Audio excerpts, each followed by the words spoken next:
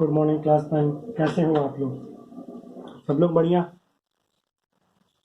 अभी तो आप लोगों की स्कूल भी खुलने वाली है। आप लोग के लिए आप लोग टेंशन मत लेना, वहाँ सैनिटाइजेशन का सारा व्यवस्था होगा। आप अपने अपने मास्क लेके लेकिन ज़रूर आएंगे, ठीक है? और थोड़ा स्कूल में भी सोशल डिस्टेंसिंग का पालन करेंगे। ये नहीं कि बात करने के चक्कर में बगल बगल में बैठे हैं। कृपया करके ये अनुरोध है आप लोगों से। इतने दिन अलग रहे, कुछ दिन और की मेहनत है और कर लेते हैं क्या? ठीक है ना?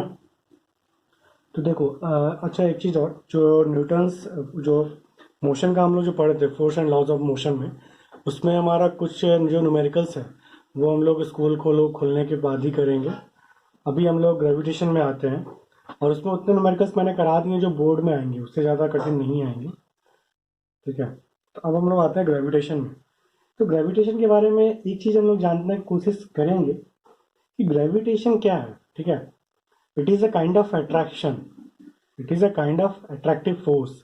एक तरीके का अट्रैक्टिव फोर्स है। ठीक है, अगर हम लोग ये बोल सकते हैं कि जस्ट लाइक अगर कोई ऑब्जेक्ट आपको खींच रही है ना, तो वो ऑब्जेक्ट भी एक अट्रैक्टिव फोर्स लगा रही है आपके ऊपर। बट वहां पे हम लोग ग्रेविटेशन नहीं यूज करते। ग्रेविटेशन जो वर्ड है वो हम लोग अर्थ के लिए यूज किए हैं, लेकिन ये भी kind of, it is a kind of attractive force.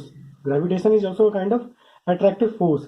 कोई भी चीज अपने पॉइंट पे, जैसे क्या मतलब, तो अगर अपन बोलेंगे तो ग्रेविटेशन को हम लोग क्या बोल सकते हैं? ठीक है, जब हम अगर नॉर्मली अट्रैक्टिव, जैसे मैग्नेटिक फोर्स, तो मैग्नेट और आयरन का हो गया अट्रैक्टिव। ठीक है, तो हर तरीके में एक अट्रैक्शन जो आ रहा है ना, तो वही हमारा ग्रेविटेशन। ग्रेविटेशन बस है कि it is the attractive force between, it is the attractive force between any two object in the universe. ठीक है, अगर अपन ग्रेविटेशन को डिफाइन करने की कोशिश करेंगे तो क्या बोल सकते हैं? It is the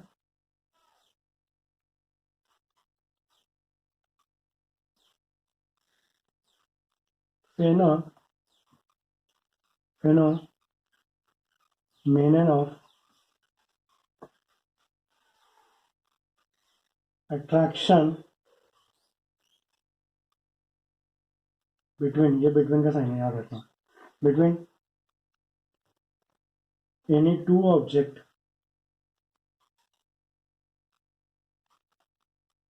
in the universe. ठीक है, मतलब दो ऑब्जेक्ट के बीच में जो अट्रैक्शन होगा इस यूनिवर्स में, वो लाइक अर्थ और ह्यूमन, अर्थ स्टार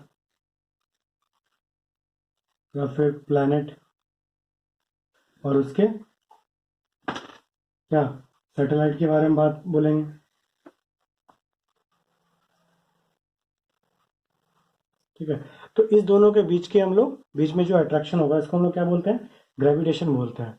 तो वेट करना यार, मैं फैन चालू कर लूँ। छोड़ो यार, रहने दो, वो बहुत आवाज़ करेगा, तो वो अपन झेल तो सकते नहीं है। ठीक है, तो देखो, जैसे कि अगर अपन बात करेंगे तो क्या, तो ये एक तरीके का क्या है, एक चीज बताओ, लास्ट चैप्टर में हम लोगों ने पढ़ा फोर्स के बारे में। तो फोर्स में हम लोगों ने दो चीज पढ़ा, एक तो पढ़ा बैलेंस्ड के बारे में, और एक पढ़ा अपन ने अनबैलेंस्ड के बारे में। ठीक है, तो बैलेंस्ड फोर्स की वजह से क्या होता है, कोई भी चीज स्टेबल होता है। कोई भी चीज स्टेबल होता है कि अगर वो मोशन कर रहा है तो वो एक यूनिफॉर्म मोशन कंटिन्यूअसली करते रह जाएगा। और अनबैलेंस्ड केस की वजह से क्या होता है, चेंज ऑफ स्टेट हो जाता है। चेंज ऑफ स्टेट हो जाता है। रेस्ट है तो रेस्ट में, मोशन है तो वो रेस्ट है तो मोशन में, मोशन है तो रेस्ट में, सीधे जा रहा है तो रिवर्स, और रिवर्स जा रहा है तो सीधे, ईस्ट जा रहा है तो नॉर्थ, नॉर्थ जा रहा है तो ईस्ट, ऐसे करके हमारा चेंज ऑफ स्टेट हो जाता है। Change of state, change of direction, ये सब हमारा किसमें हो जाता है? अनबैलेंस के केस में।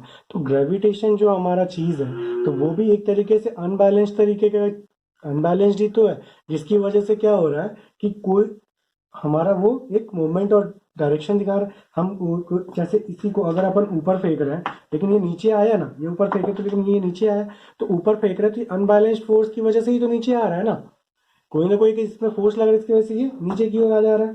ठीक है, तो हमारा ग्रेविटेशन क्या है, एक तरीके से हम लोग बोल सकते हैं कि gravitation is a kind of unbalanced force.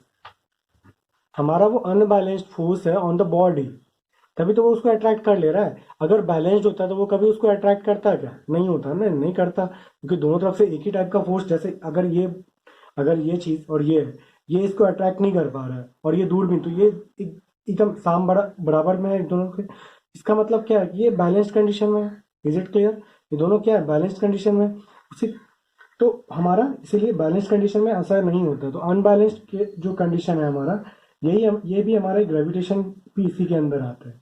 ठीक है, जो हमारा ग्रेविटेशनल फोर्स होता है वो भी हमारा इसी के अंदर आता है।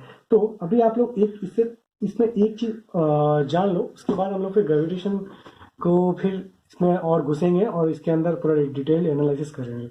इससे पहले एक चीज हम बताना चाहते थे आपको, सेंट्रीफ्यूगल एंड सेंट्रीपिटल, ये दो तरीके का हमारा फोर्स होता है, सेंट्रीफ्यूगल एंड सेंट्रीपिटल फोर्स होता है। तो सेंट्रीफ्यूगल और सेंट्रीपिटल, यहाँ पे आखिर इसका क्या रिलेशन है ग्रेविटेशन में?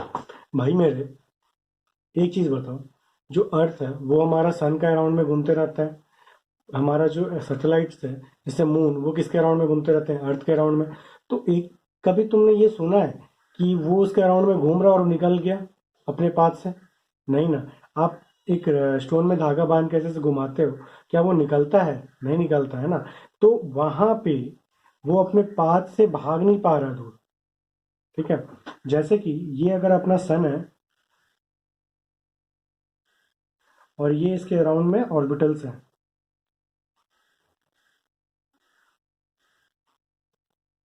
ठीक है, तो ऑर्बिटल्स में यहाँ पे भी है, इधर भी है, ऐसे करके प्लेनेट है। तो प्लेनेट में आप देखना एक प्लेनेटरी मोशन होता है, इसका एक खुद का एक मोशन होता है। ठीक है, और ये जो एक सर्कुलर राउंड कर रहा है ना, इसमें एक तो ये जो इधर सर्कलिंग में राउंड, यहाँ से ये राउंड जो जा रहा है ना, इसके अराउंड जो रोटेट कर रहा है सन के अराउंड, सॉरी उसको रिवॉल्यूशन बोलते हैं। ठीक है, रोटेशन अपने एक्सिस में होता है, तो ये जो रोटेट कर रहे हैं, ठीक है, तो ये जो रिवॉल्व कर रहा है, तो इसमें देखना हर एक पॉइंट पे क्या हो रहा है हमारा, हर एक पॉइंट पे वो इक्वल फोर्स के साथ घूमते जा रहा है। और ये क्या कभी ऐसा हो रहा है कि ये अपना ऑर्बिटल छोड़ के यहाँ पे आ जाए? Is that possible? नहीं ना। आप एक चीज जब पढ़े होंगे, चंद्रयान जो मूवी आप लोग देखे होंगे, तो उस मूवी में एक चीज दिखाता है, जैसे ये अपना अर्थ है ना, तो यहाँ से जब हमारा जो सैटेलाइट है जो हम लोग छोड़ते हैं वो ऐसे से निकलता है ना, ठीक है, तो वो स्पाइरल फॉर्मेशन करता है कभी भी। स्पाइरल फॉर्मेशन क्यों करवाते हैं?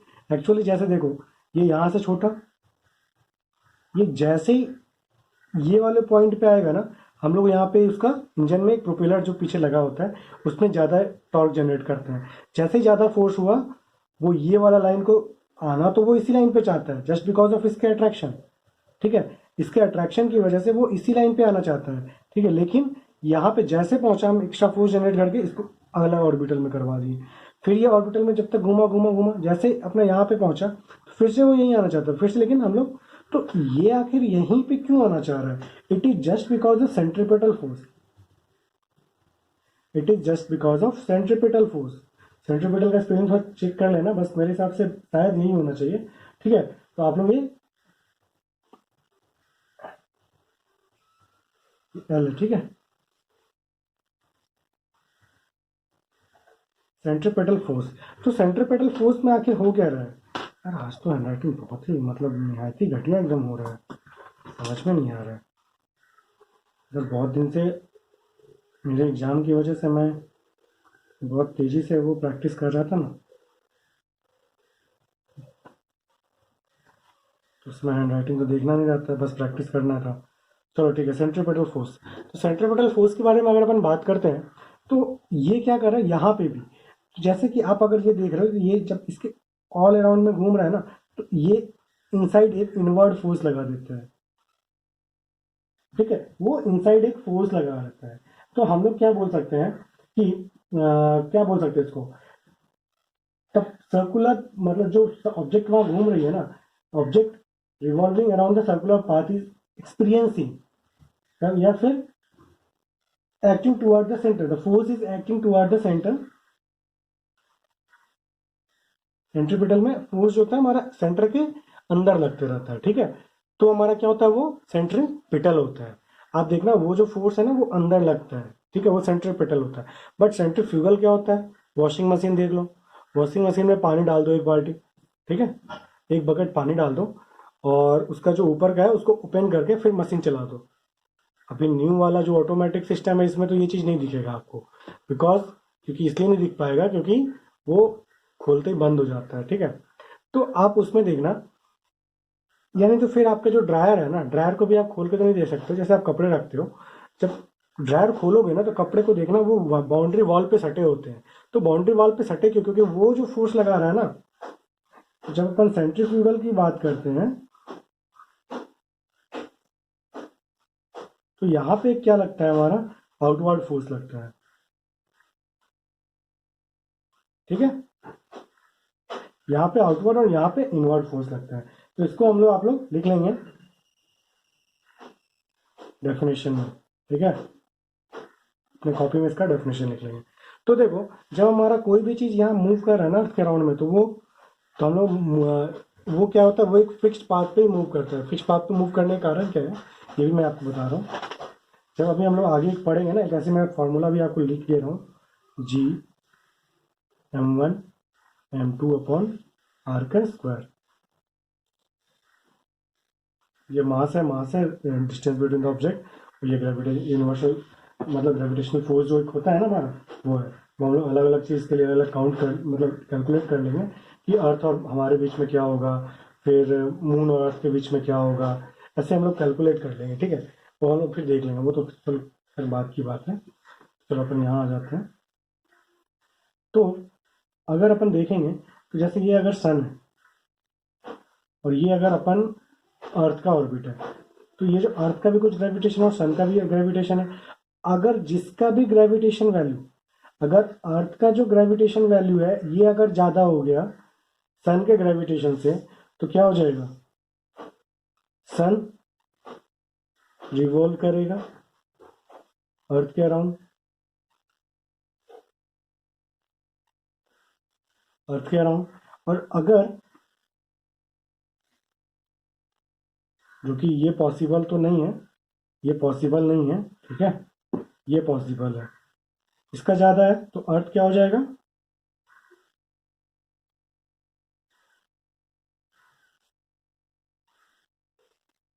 ये थोड़ा देख लेना यार, रिवॉल्यूशन है या रोटेशन है, ये थोड़ा देख लेना, ठीक है। और अगर देख के मुझे बताना कमेंट सेक्शन में पक्का से। तो देखो अगर सन का ज़्यादा होगा तो हमारा अर्थ रिवॉल्व करेगा सन का। इसी तरीके से अगर अपन मून की बात करें तो मून के केस में क्या होता है, हमारा अर्थ का ज़्यादा होता है, तो कौन फिर करता है, मून अराउंड सन, अराउंड अर्थ सन नहीं, मतलब जिसका भी ज़्यादा होगा वो नहीं करेगा, जिसका कम होगा वो उसको घुमाएगा। सिंपली से सोचने वाली बात है, जिसके पास ज़्यादा फोर्स वो तो नहीं करना चाहेगा, जिसके पास कम फोर्स उसको मजबूरी में क्या करना, घूमना ही पड़ेगा। इज इट क्लियर और नॉट, ठीक है। तो आज के क्लास में इतना ही रखते हैं। कल के क्लास में हम लोग पढ़ेंगे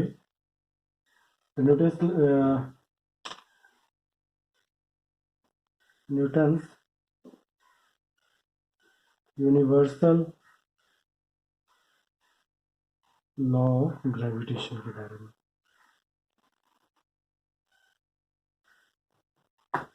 आज के क्लास को हम लोग यहीं तक रखते हैं, ठीक है। Goodbye, take care.